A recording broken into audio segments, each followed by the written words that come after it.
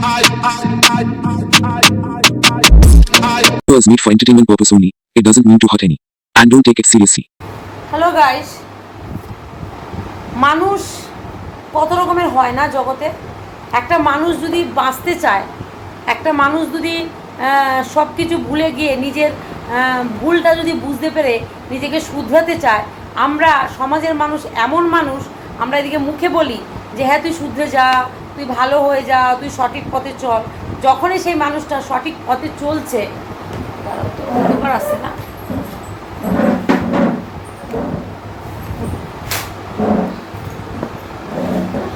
যখনই মানুষটা সঠিক পথে চলছে কিংবা সঠিক পথের দিশা খুঁজে নিয়েছে, তখনই আমরা কি করি বলতো, সেই নিচে টেনে নামাতে চাই। আমরা হয়তো মানুষরা এরকমই না। আজকে দেখো, আমি জানি না ভিডিওটা কোন দিন দেবো, একটা ভিডিও করেছিলাম, আমি ডেট বলে দিই। আজকে হলো তোমার বৃহস্পতিবার সকালবেলা আমি একটা ভিডিও করেছিলাম, কারণ দিশানিকে নিয়ে প্রচুর মানুষ নাকি চাইছে, যে ভিডিও নামাচ্ছে যে ডিভোর্সের কাগজ চাই। ওটা স্বামী নয়, ওটা ফেক। ওটাকে সঙ্গীতা ম্যাডাম তৈরি করেছে, জন্ম দিয়েছে, সঙ্গীতা ম্যাডাম জন্ম দিয়েছে, তৈরি করেছে, যাই এই ধরনের কথাবার্তা। তো ওই ভিডিওটা আমি করেছিলাম। ওই ভিডিওটার মধ্যে দিশানি এসে আমাকে ফোন করেছিল, আমি ওখানে ফোন কথাটা বলেছি, ফোন করেনি, আমাকে ফোন করে কিছু বলেনি, কমেন্ট করেছে। কমেন্টে আমাকে দিশানি কী লিখেছে, যে আমার বর খারাপ হোক ভালো হোক, 100টা মেয়ে নিয়ে থাক, যা খুশি করুক, সংসার করব আমি, আর সেটা আমি বুঝে নেব। জানি না সব সময় আমার পেছনে কেন পড়ে থাকে সবাই। যাই হোক, থ্যাংক ইউ পিমনি পাশে থাকার জন্য। ঠিক আছে, বেশ ভালো কথা। ওর মধ্যে একজন কমেন্ট করেছে, খুব ভালো কথা বলেছে, সত্যি কথাই তো। কারণ ওরও কিছু পাস্ট আছে, তার হাজব্যান্ডের যদি থাকেই বা ক্ষতিটা কী আছে, আর সে তো সোশ্যাল মিডিয়াতে সে ফলো করছে না। তোমরা কেন খুঁচিয়ে সেটাকে দগদগ করতে চাইছো, ঘা করতে চাইছো? সে কি এসে ফলো করে বলেছে আহারে আমার বাবা মা? আর ওর রীতিমতো বিয়েটা অ্যারেঞ্জ ম্যারেজ। ও বিয়ে নিজে বিয়েটা করেনি, রীতিমতো অ্যারেঞ্জ ম্যারেজ। ও বাড়ি থেকে দেখে শুনে ওর বিয়েটা হয়েছে। তাহলে তোমরা কেন, ওর বাবা মা যখন খুশি, ওর বাবা মা যখন হ্যাপি, ওর গার্জিয়ান হিসাবে তোমরা কেন এত ব্যতিব্যস্ত হয়েছে বলো তো? ও মেয়েটাকে কোথাও না কোথাও ছেলেটার সন্ধান বার করে ছেলেটার সাথে, মানে তোমরা চাইছো মেয়েটার সংসারটা এখানে কেন? আমরা তো হেটার্স ছিলাম, আমরা তো মেয়েটাকে নিয়ে আজকে আমরা মেনে নিয়েছি, আজকে আমরা এত আবার লড়ছি। তখনও লড়েছিলাম ওর ভালোর জন্য, সেটা অন্যভাবে লড়েছিলাম, এখনও লড়ছি ওর ভালোর জন্য, সেটাও অন্যভাবে লড়ছি। হ্যাঁ, কাজে ও যদি ওর বরের 100টা বিয়ে, 500টা বিয়ে, 500টা গার্লফ্রেন্ড, ব্যাপারটা কি পরে ক্লিয়ার করবো, আমি এখানে ক্লিয়ার করছি না, চাইছিও না, এত ক্লিয়ার করতে চাইছিও না, করবোও না। আর তোমাদের যদি সবারই খুব দরকার থাকে ওর বরের সম্বন্ধে জানার জন্য, যে ওর বর কী করে, ওর বর কে, ওর বর কী, ওর বর কটা বিয়ে, ওর বরের কী বায়োডাটা, তাহলে তো আমি এখানে দিয়ে দিলাম লেখাটা, তোমরা একটা 10 টাকার এই কিনে সেটাতে তোমরা করে নাও। ঠিক আছে, আমি পুরো দিয়ে দিলাম লেখাটা, ডিটেলস দিয়ে দিলাম। ওকে, হয়ে গেল। যার যত কিউরিওসিটি আছে, যার যত ইন্টারেস্ট আছে, তারা এইভাবে সেই প্রসেসে যাও, গিয়ে সবটা জেনে নাও।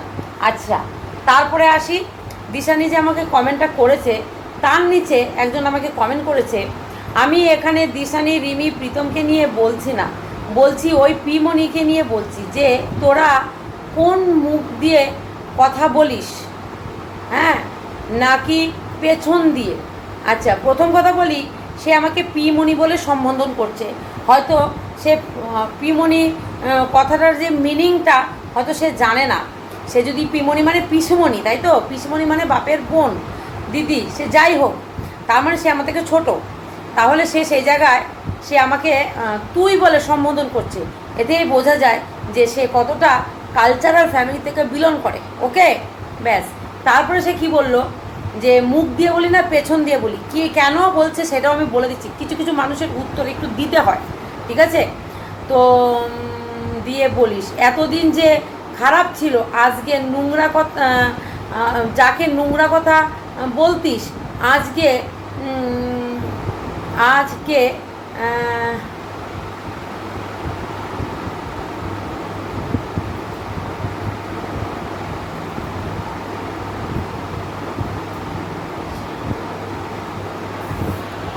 ওর কথার মিনিংটা আমি বুঝাতে পারলাম না, মানে আমি নিজেও বুঝতে পারলাম না। তারপর আমি বলছি, সে লিখছে, হ্যাঁ দিতিস আসলে কি বলতো তোরা যে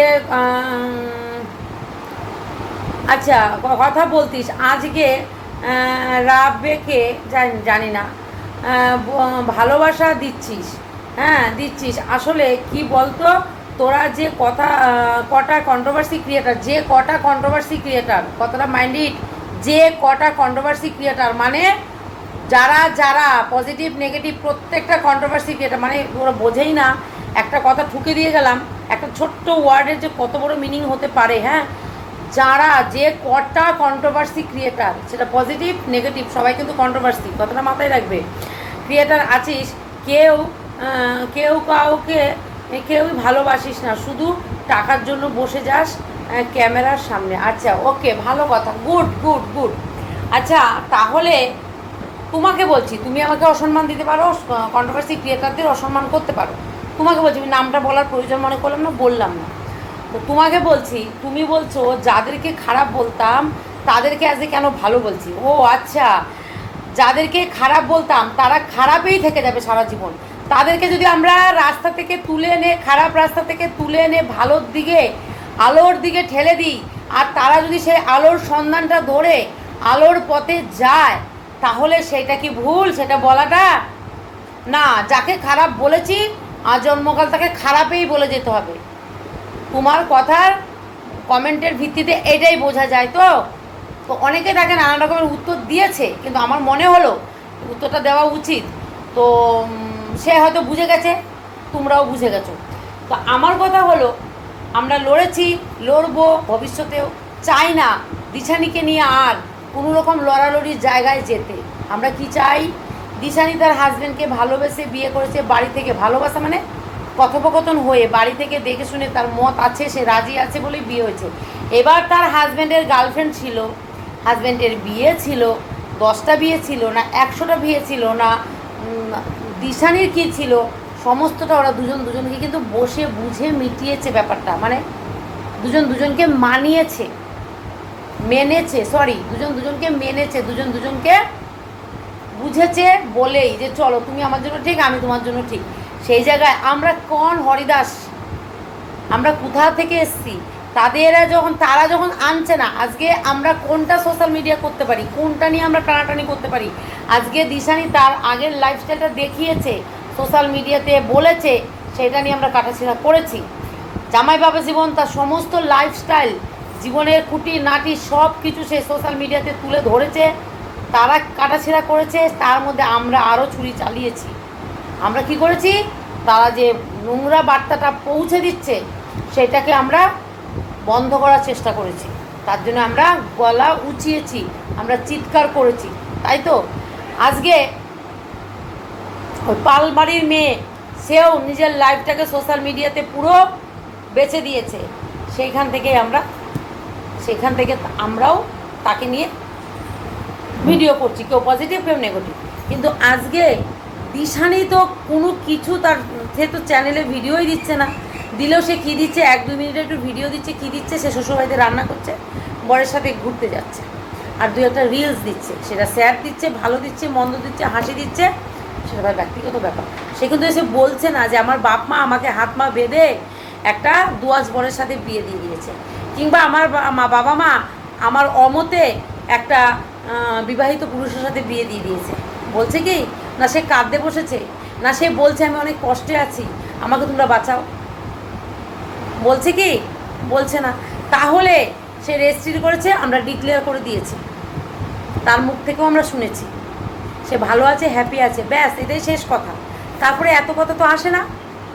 এত কথা কোথার থেকে আসছে যে ও কোথায় বিয়ে করেছে, কার সাথে বিয়ে করেছে, কেমন করে বিয়ে করেছে, কে কে ছিল, কখন রেজিস্ট্রিটা করেছে, কী কালারের পেন দিয়ে করেছে, কী কালারের শাড়ি পরেছিল, কী কালারের কী, একদম সমস্ত ডিটেলস কেন ভাই?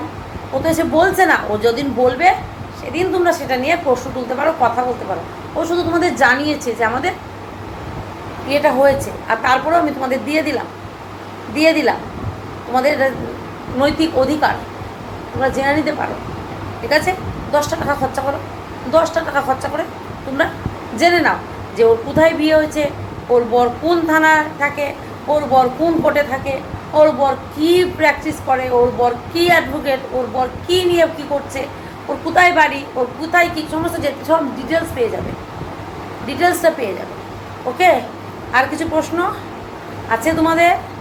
এবার থামো প্লিজ, তোমাদের হাতে কাছের করজোর করে বলছি, মেয়েটাকে, একটা মেয়েকে অন্তত বাঁচতে দাও, একটা মেয়েকে অন্তত বাঁচতে দাও। সে বাঁচতে চাইছে সুস্থ সুন্দরভাবে, তার জীবনটাকে সোশ্যাল মিডিয়াতে, সে অবশ্যই সোশ্যাল মিডিয়া করবে, সে তার নিত্যদিনের লাইফস্টাইল দেখাবে, তার জন্য তার পার্সোনাল জীবনটা, তার ভেতরকার জীবনটা এভাবে টেনে বার করে এনো না, প্লিজ তোমাদের কাছে অনুরোধ করছি। সে নিজে এসে বলে দিল, সে নিজে এসে বলে দিল যে আমার হাজব্যান্ডের যদি 100টাও বিয়ে থাকে তাতে আমি মেনে নিয়েছি, তোমাদের কি? একদমই তাই। তাতে তোমাদের সমস্যাটা কোথায়? প্লিজ এবার তো বোঝো, এবার তো বোঝো। হয়তো কমেন্টটা অনেকেই দেখবে না, সবাই তোমার ভিডিওতে আসো, কমেন্ট নাই দেখতে পারো, যার জন্য আমার এই ভিডিওটা করা, যার জন্য আমার এই ভিডিওটা করা। প্লিজ তোমাদের কাছে রিকোয়েস্ট করছি। কিছু জনের নামও আমার চ্যানেলে বলছে যে অমুকজন বেশি বাড়াবাড়ি করছে, তমুকজন বেশি বলছে। কেন? তোমাদেরও ঘরে মেয়ে আছে, ছেলে আছে, তোমরাও মা। প্লিজ কন্টেন্টের জায়গায় ঠিক আছে, কন্টেন্ট সম্পর্কের জায়গায় সম্পর্ক সবই ঠিক আছে, কিন্তু আজকে এই রকম কন্টেন্ট প্লিজ করো না। একটা মেয়ে সুস্থ সুন্দরভাবে সংসার করছে, তাকে সংসারটা করতে দাও, গড়ার সংসারটাকে নষ্ট করো না।